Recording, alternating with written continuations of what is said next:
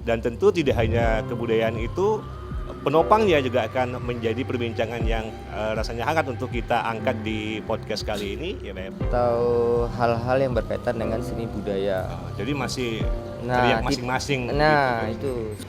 Tapi yang kita lihat teman-teman di kebudayaan seniman ini mereka tuh cukup kuat. Mereka tuh cukup kuat seperti yang dikatakan Bang Hatta itu, tetap bertumbuh gitu loh, meskipun butuh perawatan.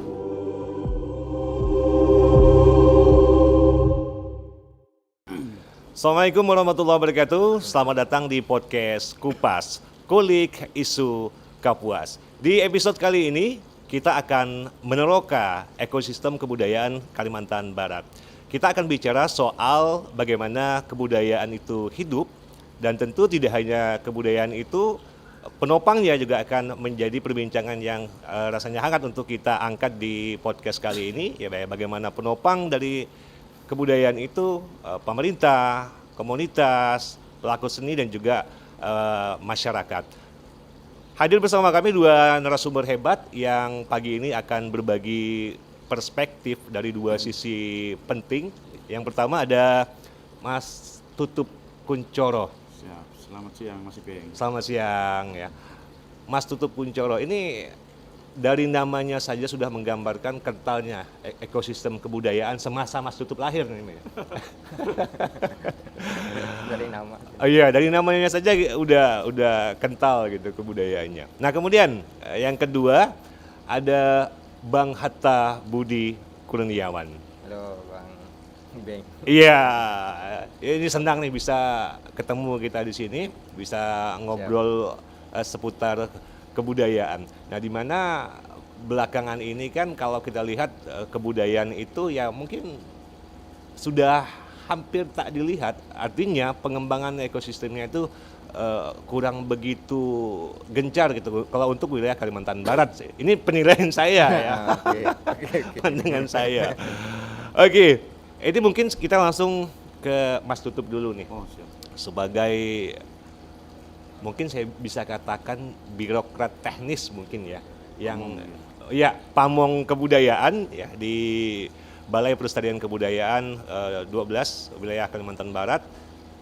Nah, yang mana Mas Tutup ini di kesehariannya ataupun kesibukannya itu berurusan dengan lapangan ya, penelitian, konservasi mungkin ya, kemudian juga dokumentasi ya, begitu ya Mas. Nah, dari sudut pandang birokrasi ini, seperti apa melihat ekosistem kebudayaan yang ada di Kalimantan Barat?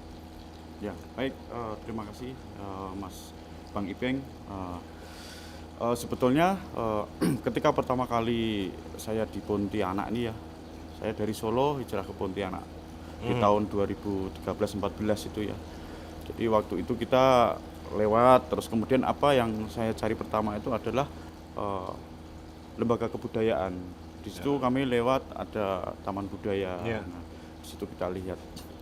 Kemudian setelah di sini sampai 10-11 tahun itu saya lewat lagi, tiap hari lewat. Dan masih sama. Posisinya masih sama.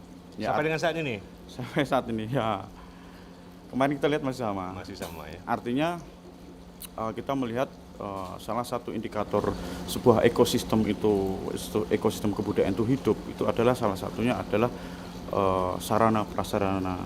Di situ ada lembaga kebudayaan, terus kemudian ada pranata kebudayaan. Nah, itu yang pertama kita lihat. Artinya satu tempat itu menjadi salah satu aspek terpenting dalam hidupnya sebuah ekosistem. Karena disitulah tempat teman-teman seniman, pelaku budaya maupun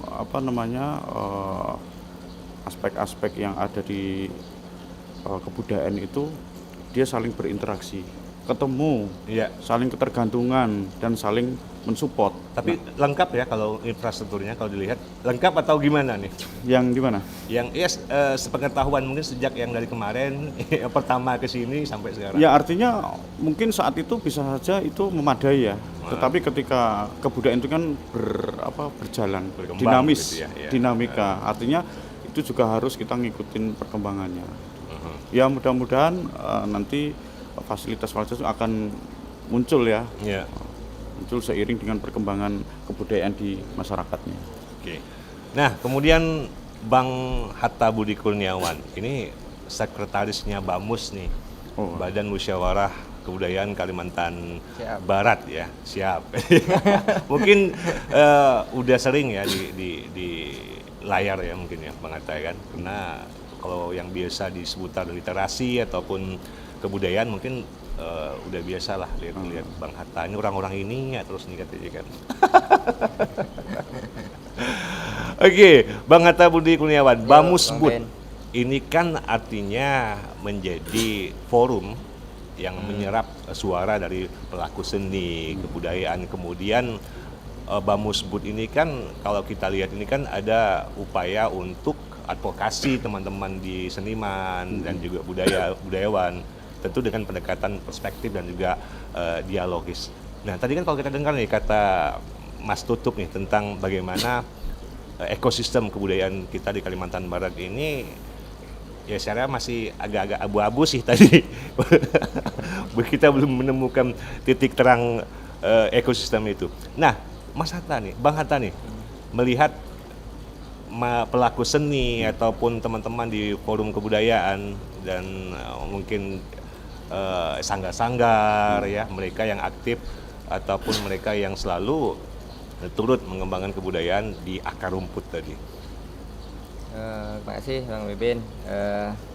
Jadi sebetulnya kalau geliat kesenian terutama tuh ya, kalau geliat kesenian sebetulnya fine-fine saja kata orang bilang. Artinya kalau kawan-kawan yang di seniman, budayawan itu Ya, jalan terus gitu ya. jalan terus lah ya. Mm-mm.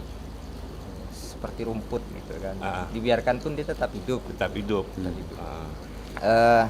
Cuman kan kalau rumput tuh diurus kan lebih bagus ya. Cuma kadang ada yang suka pakai racun rumput, ini yang susah. Itu tuh ada yang lain kan. Lanjut. Nah, yang tidak sepakat dengan Mas Tutup itu di sektor kalau kita bicara ekosistem itu sebenarnya itu paket komplit gitu Iya, berarti ya. Nah, ketika kita bahas itu di situ tuh Kalbar sangat terasa banyak pos-pos yang tidak terisi, kalau istilahnya kayak gitu lah, banyak pos-pos yang Artinya belum, posnya ada, tapi nggak misalnya terisi gini, gitu. misalnya kenapa selama ini terutama sebelum BAMUS lah ya, Iya. terus sebelum ada, kok sekarang kan alhamdulillah geliatnya itu sudah semakin kelihatan, kolaborasinya semakin kelihatan, sinerginya semakin kelihatan, tapi kok sebelumnya itu kan tidak ada corong lah ya, misalnya. Iya. Sehingga tidak ada tempat buat para seniman, penggiat seni atau budayawan untuk berbicara secara ofisial terhadap suatu entah kebijakan atau hal-hal yang berkaitan dengan seni budaya. Jadi masih teriak masing-masing. Nah, gitu, itu sehingga bias kan, informasi tidak pernah kedap. Informasinya itu kedap suara tuh. Nah, itu yang memang kawan-kawan terutama yang di BAMUS tuh, Siberdaya, Balantuman, Susur Galur dan yang lain-lain, kita mulai menyasar ke arah situ.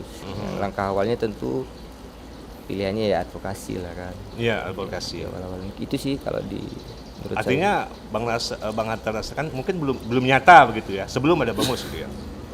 Ya belum terkristal gitu ya, belum terkristalkan gitu. Itu juga ada lah ya pantikan dari BPK ini ketika kalau tak salah itu kegiatannya jelajah warisan budaya ya Mas Tutup ya. Itu tuh salah satu pemicu juga untuk ayolah, itu kan kegiatan jelajah warisan budaya itu kan sampai 14 kabupaten kota pesertanya gitu ya. Nah, di situ memantik kita lagi untuk ayolah, mungkin ini waktu buat kita untuk Tapi sejauh ini adanya BAMUS yang dirasakan cukup efektif ya untuk kolaborasi ya. Alhamdulillah ke pemerintah juga. Iya, karena kita fokus ke situ mulai dari PPKD, kita gaungkan pentingnya PPKD untuk kita urus melalui Dikbud kemarin kan. Terus mulai RPJ respon RPJMN tentu RPJPD, PPKD sampailah sekarang Pergub. Iya. Pergub Pemajuan Kebudayaan kemarin kita juga sudah ikut rakernya. Sampailah terakhir itu masalah revitalisasi taman budaya. Itu nanti jadi kita akan bahas lagi nanti lebih jauh. Oke, Mas Tutup, ekosistem kebudayaan. Aktor-aktornya siapa aja sih?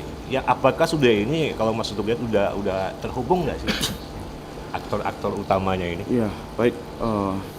Sebetulnya ini yang menyambung yang pertama itu ya. Iya. Ketika kita melihat salah satu indikator, ini bukan berarti indikator itu menjamin sepenuhnya ketika tidak ada lembaganya belum representatif. Tetapi yang kita lihat teman-teman di kebudayaan seniman ini mereka tuh cukup kuat. Mereka tuh cukup kuat seperti yang dikatakan Bang Hatta itu tetap bertumbuh gitu loh, meskipun butuh perawatan. Kalau rumput itu tidak dirawat, dia akan tumbuhnya itu memanjang entah kemana-mana, enggak rapi. Artinya ini butuh satu perhatian dari stakeholder dari pemerintahan. Tapi rumputnya murni rumput ya, nggak ada ilalang atau apa ya? Nah itu kalau di Semak itu pasti semuanya ada. Semuanya ada. Karena nggak dirawat gitu. Nah itulah kita butuh satu peranata kebudayaan. Oh. Peranata kebudayaan itu yang penting untuk kita munculkan di sini. Selain lembaga, kemudian ada satu tentang penguatan SDM kebudayaan melalui pembinaan. Iya. Jadi kalau boleh kita bercerita Bang Ibeng, yang kita lihat di beberapa tempat itu ya kadang itu program-program dari pemerintah waktu itu dia tuh mungkin visinya itu berbeda dengan apa yang diharapkan oleh teman-teman di pelaku budaya. Pelaku budaya seniman itu sebagai aktornya sebetulnya, aktor di dalam ekosistem kebudayaan.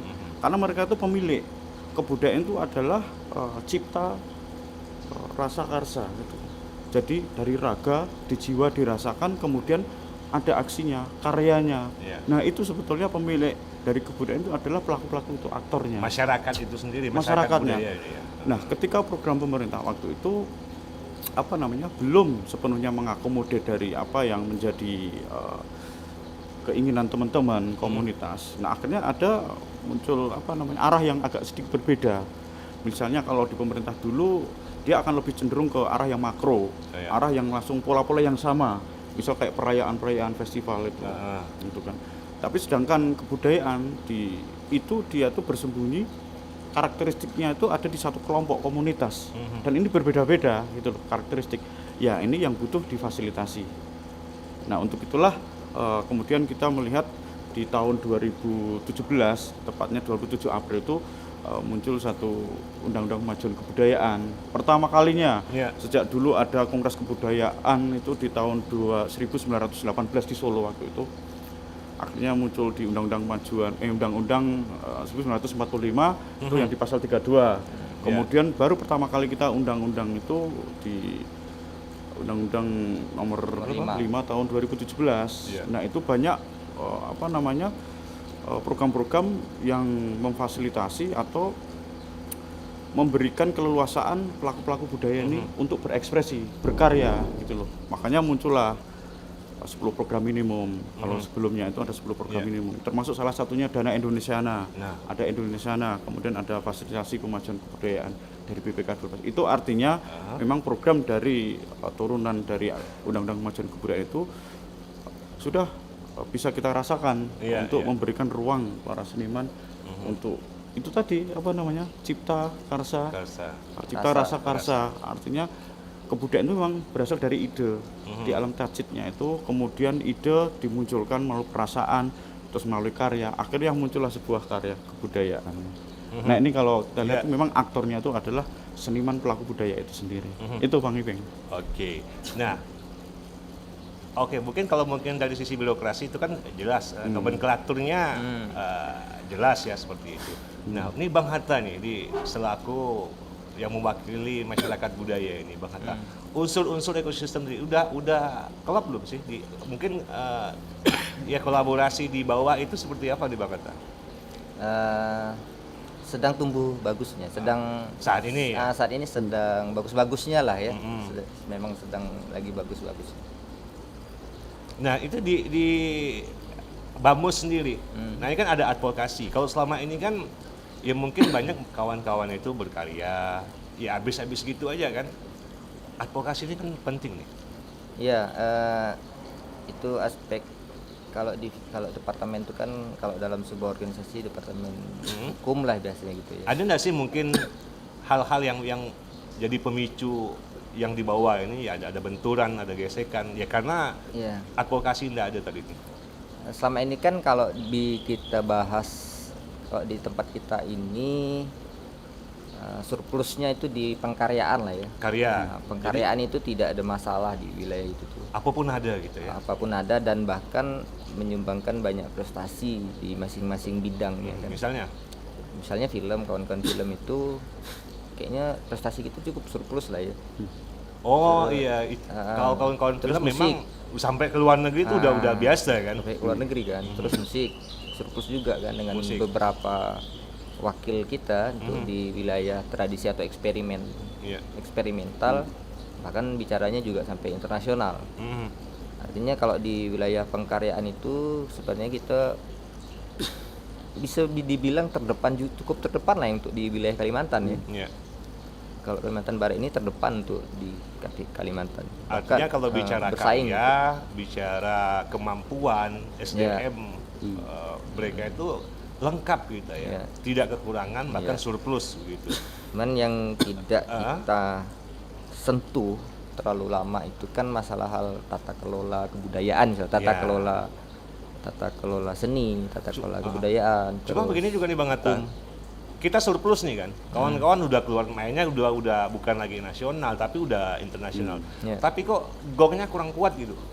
karena kedap tadi, karena kedap dan Apakah kurangnya apresiasi atau ya, hal itu dinilai ya cuma ya kecil lah mungkin ya karena hal-hal kebudayaan. Tadi kan Mas Utut bilang baru ketika tahun 2017 lah kita tuh masyarakat Indonesia lah terutama mulai melek lah gitu ya.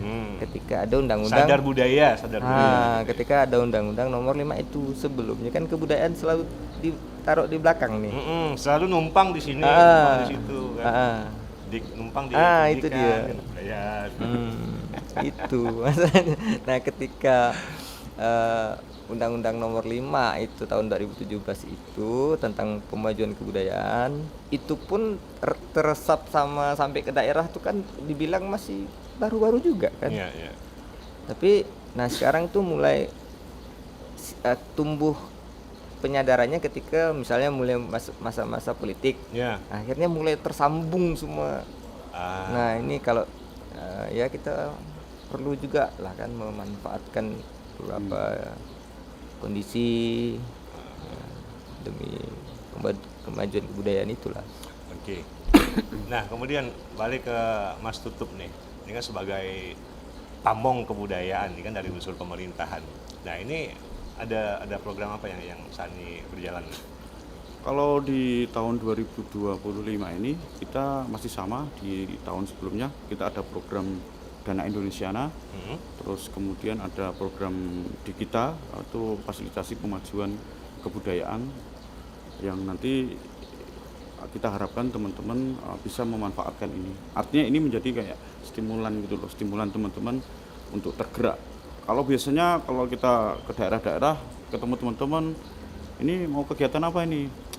Buru-buru mau kegiatan, kita nggak ada duit gitu kan. Iya. Itu banyak. Akhirnya duit itu menjadi satu kedok ya yang saya lihat di beberapa tempat, bukan cuma di Kalimantan.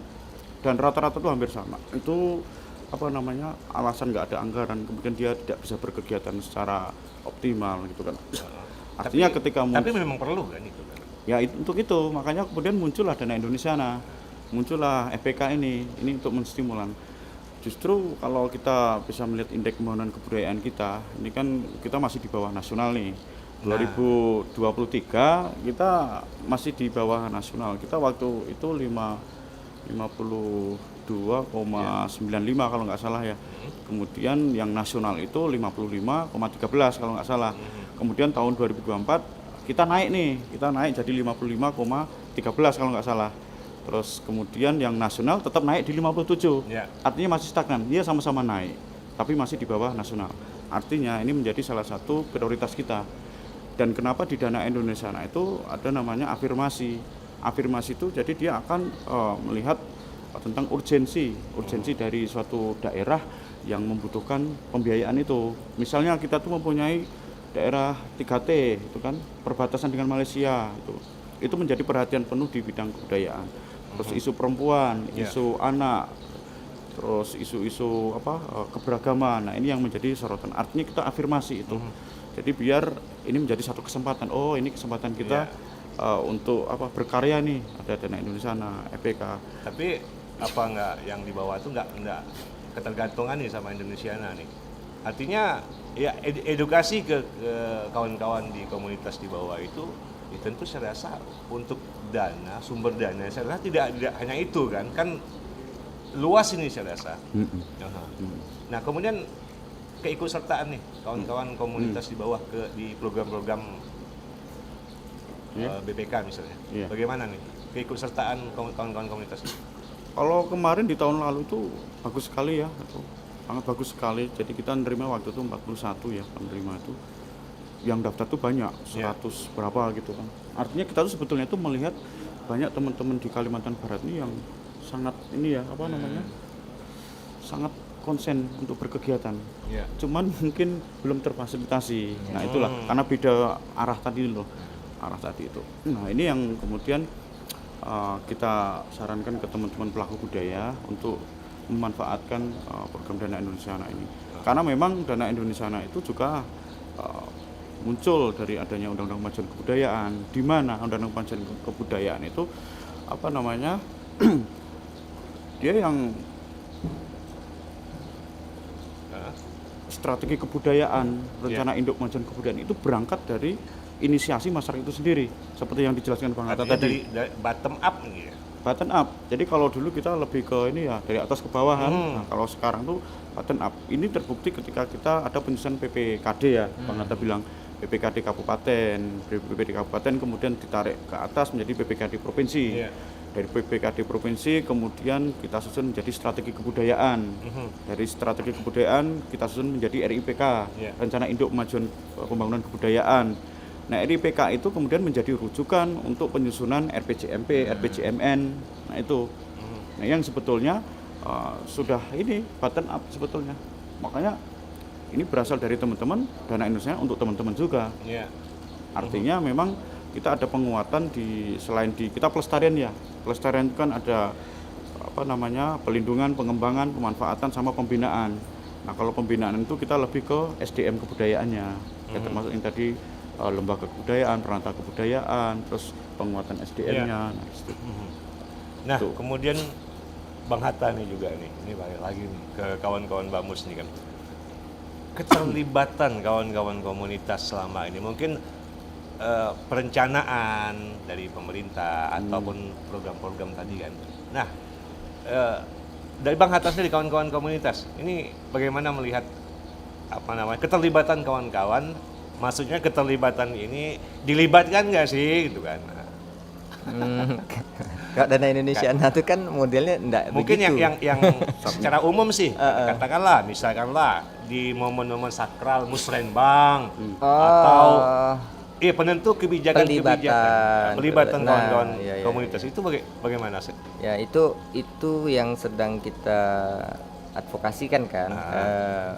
Yang contoh paling dekat itu kan kemarin yang Taman Budaya. Nah, Taman Budaya kan akhirnya kita tekankan tuh unsur pelibatan masyarakat. Itu kalau kita lihat Mas Tutup info-info di media tuh tajam juga ya di banyak cengkramannya ya. Betul. Soundingnya kuat. Nah, itu salah satu. Tapi kan tidak hanya itu yang kemarin Bamus advokasikan mengenai pentingnya keterlibatan ini kan. Ketika kita juga minta terus-terusan pengen membuka sinergi dengan Dikbud misalnya, keterkaitan Raker misalnya. Terus dan beberapa hal-hal yang lain kita advokasikan betapa pentingnya keterlibatan publik di dalam pengambilan keputusan kebijakan karena itu amanat undang-undang. Seperti itu. Ini saya tertarik juga nih kalau bahas masalah yang kemarin tuh kan, yang masalah coworking space ini kan. Oke. Nah, ini kan kalau kita baca di media itu bahasanya adanya miskomunikasi nih Bang Hatta. Oke. Dengan hadirnya BAMUS di sini, ini kan artinya peran dari kawan-kawan komunitas, dari masyarakat budaya itu secara cukup terwakilkan. Ini kan langsung ke Pak Gup gitu kan. Nah, itu mungkin bisa cerita sedikit nih Bang Hatta. Oke, cerita. Artinya Kita banyak betul ya.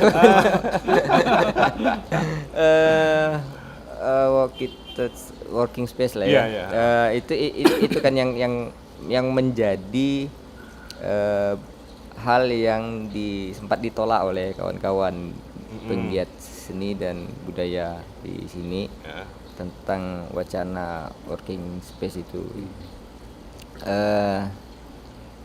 Gimana ya, kita tuh kan bertahun-tahun, terlebih sebelum gubernur yang sekarang ini, kita sama-sama tahu bahwa yang namanya taman budaya ini kan memang sudah tidak ada ya. Lalu ketika dia pun sudah tidak ada, kita juga sama-sama tahu bahwa taman budaya ini untuk yang di areal gedung pertunjukan dalamnya itu tidak pernah mengalami renovasi. Nah, terus kita juga sama-sama tahu bagaimana kondisi gedung di dalam. iya. Nah, betapa panasnya di dalam itu karena ketiadaan fasilitas lah ya berarti ya. Terus ketiadaan lampu.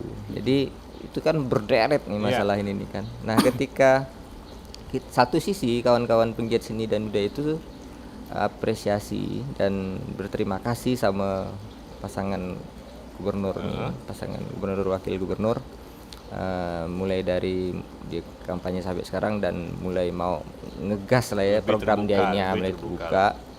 Cuman yang menjadi kejutannya itu kan working space. Lah, ini kok jadi working space ya? Gitu ya. Tapi ini juga nih masalah nomenklatur pengelolaan juga saya rasa nih kan. Oke, kalau mungkin yang hangat kemarin coworking space, taman budaya posisinya, nah itu kan katanya nih yang saya dengar itu juga sudah berada di wilayah museum gitu maksudnya. Ya itu Dimuseumkan begitu. Iya. Karena gubernur yang sebelumnya ya, itu pun karena ada permen kan, permen untuk penggabungan itu.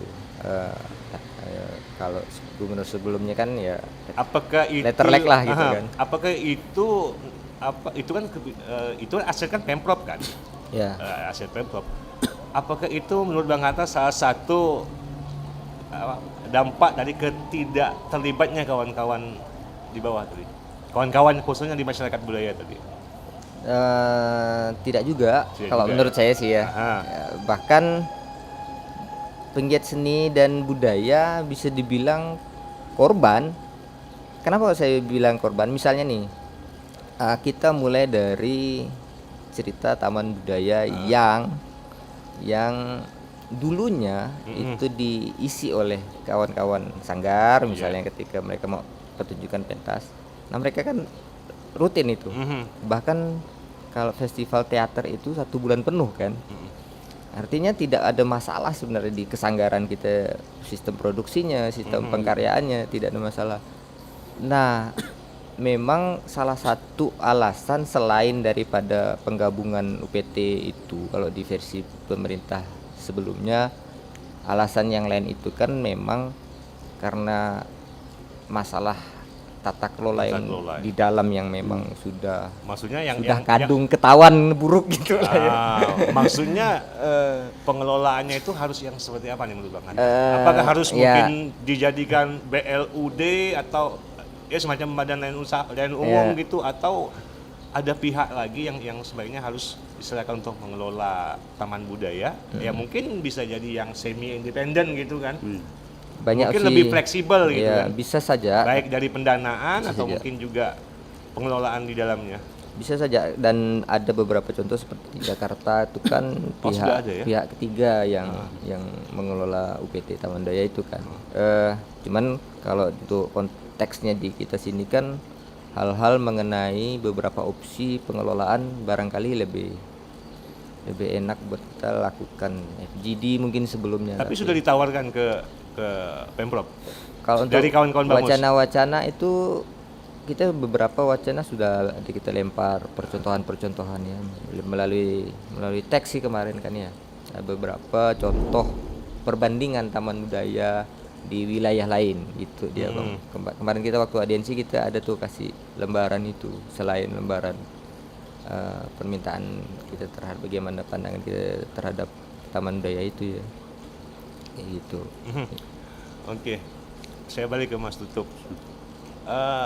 Ada nggak sih kalau Mas Tutup lihat ada ya semacam miskomunikasi lah gitu, mungkin antara pemerintah dengan masyarakat terkait itu? Nah itu ya kalau kita lihat barangkali mungkin seperti itu ya, seperti yang tadi saya pertama sampaikan itu. Memang kadang ada perbedaan cara melihat kebudayaan. Kalau pemerintah dari sisi programnya yang dulu itu mungkin dia tujuannya dia lebih ke arah-arah secara makro ya. Dia melihat bahwa kebudayaan itu yang berhasil itu kayak perayaan aja. Padahal sebetulnya tuh kayak makna nilai di dalam satu kebudayaan yang ada di dalam masyarakat komunitas itu yang lebih penting di situ. Berarti selama ini ya seremoni aja gitu kan istilahnya. Ya mungkin bisa saja itu terjadi ya. Bisa saja itu terjadi karena apa namanya? Memang kadang ada juga teman-teman baik komunitas maupun pemerintah itu satu stakeholder lah. Stakeholder itu miss dalam memahami, mempersepsikan tentang kebudayaan dan juga tentang program pemajuan kebudayaan. Nah ini yang sebelumnya belum kita melihat. Cuman kalau yang kemarin kita sama-sama melihat ya, waktu Pak Gubernur menyampaikan itu, nah ini kayaknya sudah ada titik temu nih. Kita melihat ada satu titik temu keterbukaan dari Pak Gubernur untuk aspirasi pembangunan taman budaya diserahkan oleh teman-teman. Nah ini yang sebenarnya yang penting, karena yang tahu kebudayaan itu sebenarnya teman-teman. Pemiliknya ya. Pemiliknya, senimannya. Kalau pemerintah itu fasilitator, kita sebagai fasilitator aja menjembatani. Nah kalau saya lihat ini ekosistem itu sudah mulai terbangun nih, karena seperti yang disampaikan Bang Hatta di Kalbar itu ya, kita melihat mereka itu secara parsial loh, terpisah gitu loh. Jadi tiba-tiba ada yang dia punya portofolio sampai ke Spanyol, ke Inggris, termasuk dari tahun 80. Itu sudah ada salah ya. Waktu Bang Yusa itu ya yang pada Bougainville itu sudah sampai ke Spanyol kemana. Sudah ada itu sebetulnya. Termasuk sampai sekarang ini. Cuman masih terpisah-pisah. Artinya ketika mereka teman-teman ke sana, kita pulang itu belum belum misalnya bawa cerita terus kemudian sama-sama kita dengarkan cerita. Akhirnya menjadi satu sekarang masukan. Kan di kawan-kawan tumbuh ketika ada yang misalnya baru pulang dari berkegiatan di luar, ada beberapa kawan kan sudah bikin program untuk bercerita terhadap apa, misalnya kayak Balantuman tuh bikin nama programnya oleh-oleh.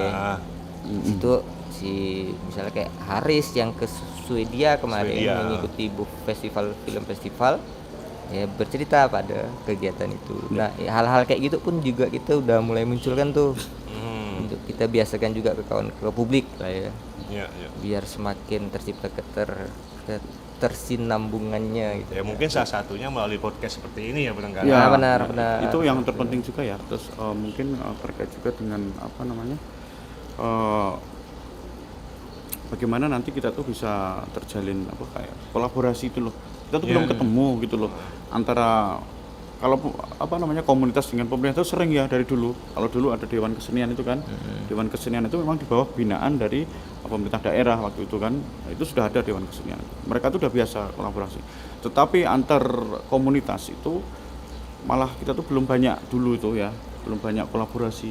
Nah kalau sekarang ini kita sudah melihat nih, lihat teman-teman ekosistem itu sudah mulai muncul nih, semangat baru. Nah kemarin waktu kita datang di Taman Budaya itu ya, ternyata kita tuh ketemu sama teman-teman yang sudah lama, seniman yang lama yang dulu sering main di Taman Budaya. Tapi ketika kemarin ada acara tuh, mereka tuh terpanggil untuk datang dan mengumpulkan. Itu baru ini aja ya, tahap awal ya ketika ada tenggelam timbul lagi ya. Nah, ini kemarin saya tanya loh, tiba-tiba datang ke sini. Ya, ini kan katanya ada Taman Budaya mau di ini. Saya datang lah karena saya dulu mainnya di sini. Nah, mereka berkarya di situ. Nah ini salah satu indikator betapa pentingnya satu fasilitas atau lembaga kebudayaan itu ya, fasilitas tempat berkumpul bernaung mereka. Disitulah terjalin interaksi. Artinya rindu ya mereka dengan. Oh iya, Iya. saya pikir ya semua rindu.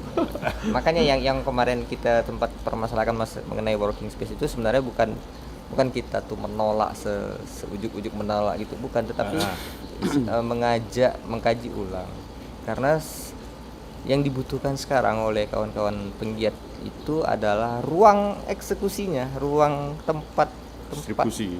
ruang tempat eksekusi. Karena ruang, kalau bicara working space itu kan berarti ruang untuk melakukan elaborasi segala macam, dan ruang itu kan sebenarnya bisa didapatkan dimanapun ya, dan selama ini itulah yang dikerjakan kawan-kawan ketika tidak PT Taman Budaya itu tidak ada. Maksudnya seperti itu. Jadi sebenarnya kebutuhan mendasarnya ya memang ruang eksekusi terhadap pengayaan seni itu. Mungkin itu dari sisi fisik ya, infrastruktur. Bang Hatta kira-kira ke depan melihat ini kan mulai yang tadi udah lama Iya. tenggelam, dengar ini muncul lagi nih pada Ya. rindu semua kan. Oke, kita balik lagi ke tata kelola Romantismenya tadi. itu ya. Nah, Pasti. optimisme ya, mungkin kita berprasangka baik lah kan ke depan bagaimana Taman Budaya bisa lebih selain aktif juga lebih baik lagi. Ya. Nah, enggak trauma nih kan? Tentu dimensinya udah beda, Bang. Udah beda ya? Udah beda. Romantisme itu terkadang dalam perjuangan pun pasti ada tuh kan. Iya. Dan kita juga bagian dari romantisme itu. Nah, menurut saya sih biarkan saja, dan itu tuh menarik juga ketika misalnya kayak Bang di kemarin Om Jerry ya. Om Jerry ada datang juga, yang tua-tua itu kan melihat orang tua berkumpul, kita juga senang kan. Kita senang. Bahkan sudah pasti bakal akan ada rencana mengenai pertunjukan. Itu kan jadi menarik tuh. Iya. Ya setidaknya yang kemarin kumpul di Taman Budaya itu, yang mereka yang senior juga ya membicarakan pentas di ruang yang seharusnya memang tempat pentas kan. Jadi asik gitu. Tapi kalau dari sisi Mas Utup juga, kalau mungkin Iya. katakan Taman Budaya kita, space-nya itu cukup nggak sih? Apa nggak terlalu kecil? Nah, atau itu, perlu tempat yang lebih luas lagi? Nah, itu Ke siapa nih? boleh deh yang mana dulu mau jawab? Mas Utup mungkin. Sebenarnya kalau kebutuhan infrastruktur ruang itu sebenarnya yang lebih tahu tuh dari teman-teman seniman ya, komunitas ya. Kan apa namanya, kan kalau dari itu kan ada tipe A, tipe B, Iya. tipe Iya. C gitu kan? Iya. Gini Bang Ben, itu Aha. juga yang menjadi kegelisahan ya. Kalau Taman Budaya kita ini kan tipe C. Jadi sekarang masih gelisah ya? Gelisah karena kita merespon itu kemarin mungkin bagi beberapa kalangan itu keras kali ya. Iya. Padahal ya itu kan respon ya. Respon pembangunan yang memakan fasilitas yang bakal memakan fasilitas yang ada. Nah, sementara kita ketahui Taman Budaya kita itu kan tipe C. Nah, artinya tipe C itu sudahlah dia tipe C, fasilitas yang ada akan dibangun dengan ruang yang berbeda. Semakin mengecil, semakin C banci dong kan gitu. Semakin C banci dong. Kenapa enggak kita kejar tipe A sekalian? Maksudnya tuh ya, yuk kita duduk atau menemukan cara berpikir yang baik dulu kah, gimana kah? Ini kan Jadi kita kan tipe C nih. oke. Tapi dengan membuat fasilitas yang lain di luar daripada kebutuhan Artinya sini. perlu tempat lokasi itu juga. salah satunya yang lain ya dari Artinya co-working space atau tempat yang lebih luas? ya, makanya ini perlu pembahasan yang lebih komprehensif sebenarnya. Misalnya kalau mau seminar atau simposium, lebih baik mending bahasnya yang kayak gitu tuh. Misalnya yuk kita naikkan grade Taman Budaya menjadi tipe A, artinya 5 hektar. 5 hektar ya? Itu bisa ngapa-ngapa itu Bang Ben. Itu bisa ngapa-ngapain tuh. Maksudnya kenapa pemerintah tuh buka wacananya tidak ke situ sekalian misalnya kan. Tapi udah didorong ke arah itu. Udah ada colet-colet pasal itu. Eh, belum sih sebenarnya. Tapi di podcast ini barangkali ini bisa akan terangkat kan. Pak Gub, siap Pak Gub. Tapi kemarin kan kawan-kawan di Babos kan udah ketemu nih sama Pak Gub kan. Iya. Follow up-nya apa nih? Atau ada rencana kemana lagi nih? Ya akhirnya kita sama-sama bisa memahami bahwa pembangunan fasilitasnya tuh harus menjadi yang utama. Itu sih kemarin kok kalau berdasarkan polemik yang muncul, kita bersepakat kalau pembangunannya difokuskan kepada yang fasilitas utamanya Bang Ben. Itu ya intinya itu. Oke. Mas Tutup, Ya. kalau lihat saat ini keberlangsungan kebudayaan ini kan udah mulai menemukan udah hampir klop lah nih kan. Titik temunya udah mulai ketemu. Tantangan terberatnya apa nih kira-kira? Kalau untuk kita di Kalimantan Barat ini. Tantangan terberatnya itu ya bagaimana kita bisa memelihara ekosistem itu. Itu yang paling susah ya. Orang bisa aja ngumpulin duit langsung beli mobil gitu kan. Tapi ketika orang harus merawat, tiap ini harus mengisi oli semua, masuk perawatan, itu yang biasanya susah itu. Artinya tantangan, bukan berarti nggak bisa. Ini menjadi satu tantangan bagaimana sih pengelolaan ekosistem kebudayaan itu biar tetap bertumbuh gitu loh. Biar tumbuh. Artinya kita misal kalau kita melihat di indeks pembangunan kebudayaan kita ini kan kita ada 7 dimensi ini. Salah satu dimensi yang paling lemah itu di ekonomi budaya. Ekonomi budaya inilah yang mungkin bisa menjadi fokus perhatian teman-teman, bagaimana sih sebenarnya teman-teman penggiat itu ketika dia bisa memenuhi kebutuhannya, disitulah teman-teman tuh muncullah satu karya kebudayaan. Artinya kebutuhan ekonomi terpenuhi, di situ seniman bisa berkarya, disitulah kebudayaan itu akan hidup gitu. Nah ini yang menjadi tantangan dalam pemeliharaan. Menjaga semangat itu yang iya susah, betul. yang Karena kalau teman-teman di seniman dia akan hidup atau mungkin berdiri di atas kekaryaannya itu ya. Artinya dari sisi ekonomi untuk menghidupi keluarga itu dari sisi ekonomi.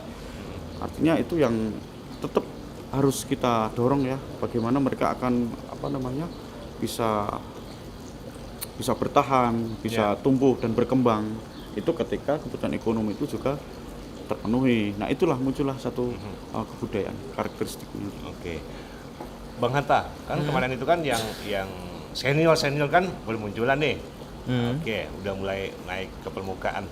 Generasi mudanya gimana kalau lihat perkembangan kebudayaan dari sisi anak muda ini udah tertarik gak sih kalau anak muda generasi sekarang nih? Mereka tertarik tapi juga penuh tanda tanya mungkin ya. Tanda tanya bagaimana tuh? Gimana ya? Kebudayaan ini kan atau masih perlu definisi ulang nih mungkin? Misalnya ya redefinisi misalnya, ya barangkali berarti literasi ya, literasi budaya berarti ya. Bisa jadi tantangannya ini memang di situ sih. Kebudayaan ini kan kalau kita lihat kita masuk ke perspektif pemerintah misalnya, kebudayaan ini kan bisa dibilang tidak nampak Bang Ben. Jadi menjadi gimana ya ketika pilihan untuk mengeksekusi arahnya ke fisik misalnya kayak gitu. Karena kalau mengarahkan ke benar-benar ke kebudayaan itu kan memang butuh gimana ya? Artinya ini juga di tantangan tantangannya tuh di situ tuh. Oke. Mas Tutup, kemudian teknologi kan banyak yang bilang pengaruh teknologi anak muda kita jadi menyerap budaya luar. Sebenarnya teknologi ini ancaman atau hal yang sebenarnya membantu? Ya. Sebetulnya isu teknologi kemudian ada seniman yang resisten. Atau itu alasan aja gitu? Ya, memang sebenarnya kita akan melihat bagaimana kebudayaan itu artinya di dalam kebudayaan ada orangnya ya. Bagaimana orang itu merespon satu hal baru itu kan. Nah, sebetulnya kalau kita di Undang-Undang Kemajuan Kebudayaan sudah ada. Jadi munculnya Undang-Undang Kemajuan Kebudayaan itu sebenarnya untuk merespon tentang dinamika kehidupan itu selalu bergerak gitu loh, bergerak dinamis itu loh. Nah, itu yang kemudian direspon, kemudian muncullah Undang-Undang Kemajuan Kebudayaan. Artinya kemudian muncullah semacam Dana Indonesia, nah, termasuk program-program lain Indonesia, nah itu yang benar-benar sesuai dengan karakteristik dari kebutuhan teman-teman di situ. Karena mereka bergerak, artinya teman-teman yang sekarang misal Gen Z itu kan ketika mereka mau berkegiatan terus kemudian nggak usah pakai teknologi, pakai yang lama aja, mereka juga nggak akan mau karena memang masa gayanya itu berbeda. Kenapa kita tuh misal penetapan BPTB atau penetapan cagar budaya itu harus 50 tahun, karena 50 tahun itu satu rentang kebudayaan dan situlah masa gaya. Ketika kita memaksakan masa gaya yang lain setelah ini, misalnya milenium terus Gen Z itu dipaksa, mereka nggak akan bisa. Makanya disitulah di Dana Indonesia sana kita tuh ada banyak kategori ya, kategorisasi yang sesuai dengan inisiatif apa sih ide-ide teman-teman untuk berkegiatan, termasuk memasukkan teknologi, misalnya media-media dan seni itu kan. Makanya justru yang tadi saya sampaikan, ketika lembaga atau fasilitas infrastruktur itu dia tuh harus ngikutin dari dinamika kebudayaan. Ketika dulu mungkin orang belum biasa pakai TikTok atau pakai video segala macam. Mungkin taman budaya seperti itu sudah relevan. Tetapi ketika kita tuh sudah muncul bentuk-bentuk kebudayaan baru, bentuk seni yang baru, pertunjukan, pakai kamera, pakai segala macam tata panggung yang ini, tata sound ini, akhirnya tidak representatif lagi. Nah, itulah yang butuh dikembangkan. Justru itu teknologi akan membantu bagaimana kebudayaan itu tetap bertahan dan terlestarikan. Ini kayaknya waktu kita kurang. Ini kawan-kawan di kreatif mungkin bisa ditambah nanti ya waktunya. Next time. Ternyata ngomongin budaya itu asik ya. Asik ya. Apalagi kalau ada kopi. Nah. Oke, jadi perbincangan kita di siang ini luar biasa, membuka wawasan kita untuk lebih peduli terhadap kebudayaan kita. Nah, ini mungkin closing statement nih dari masing-masing dari dua sisi nih. Nah, mungkin dari Bang Hatta dulu nih, yang apa yang ingin kira-kira disampaikan, ya mungkin untuk bagaimana kita menjaga keberlangsungan budaya kita di Kalimantan Barat ini. Mungkin buat kawan-kawan terutama para generasi milenial dan Gen Z lah gitu ya. Jangan takut, teruslah bergerak, paling tidak itu masukilah, kenalilah ruang seni agar dapat masuk kepada ruang pengkaryaan, karena pada dasarnya ruang pengkaryaan itu sangat terbuka dan untuk kita bisa ke mana-mana. Kayak gitu. Itu aja? Ya. Nggak minta gedung apa gitu? Itu nanti secara organisasi. Secara organisasi. Atau Bang Mus perlu sekretariat yang representatif gitu kan? Mas ya Mas? Iya, soundingnya aja sekalian. Bisa jadi kan? Di sini ya Mas ya? Iya. Amin, ya mudah-mudahan ya. Oke, Mas Tutup silakan. Apa nih yang ingin menjadi pesan untuk mungkin generasi milenial saat ini? Bukan milenial lagi ya, Gen Z ya sekarang. Iya, Gen Z ya. Jadi pesan kita tuh untuk yang jangka pendek aja ya. Jadi kalau kita ngomongin kebudayaan itu seperti yang tadi sampaikan, nggak cukup waktunya, panjang gitu kan. Artinya kita pengen menyampaikan bahwa kita di Kementerian Kebudayaan, sekarang udah menjadi Kementerian Kebudayaan ya. Nah, dulu kita masih gabung di Kemendikbud-Ristek. Nah, kita ada fasilitasi Dana Indonesia, sekarang sudah dibuka, terus ada fasilitasi kemajuan kebudayaan. Jadi teman-teman silahkan manfaatkan momentum itu. Di situ ada penganggaran, sudah ada juknisnya. Kalau misal kurang paham nanti bisa komunikasi dengan kami. Terus nanti mungkin kita akan ada acara ya, yang besok tanggal 24 itu kita kolaborasi dengan Balantuman di HB Fest itu. Jadi kita ada satu kegiatan namanya Open Laptop tuh yang seperti kegiatan teman-teman. Nah, itu pun juga menginisiasi atau memfasilitasi teman-teman Open Laptop. Nah, Open Laptop ini untuk teman-teman yang belum tahu atau belum ngerti gimana nih caranya, cara mendaftarnya, cara laporannya itu. Nanti di situ akan kita undang tuh narasumbernya tuh dari para penerima yang pernah Iya. menerima dana Indonesia, nah, termasuk Dunisnya.